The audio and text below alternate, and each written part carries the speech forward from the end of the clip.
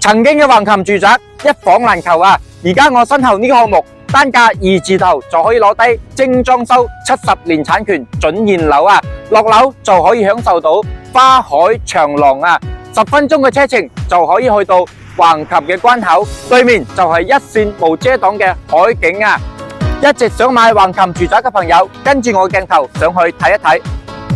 好啦，咁我哋而家上到嚟示範單位啦，呢一套係99平方嘅3房2廳2衛啦。呢度係餐客廳一體化，睇住呢個海景，你中唔中意啊？樓下就係花海長廊啦。咁再行翻過嚟嘅話，就係我哋嘅廚房。呢個廚房嘅話都係交房嘅標準，呢邊仲整咗一個生活露台添。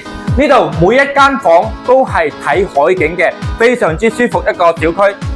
咁再行翻過嚟嘅話，就係我哋嘅主人房啦。呢個主人房係帶有一個陶瓷嘅，連呢個主人房都係睇住呢個海景啊。再往前少少就係我哋橫琴嘅濕地公園啦。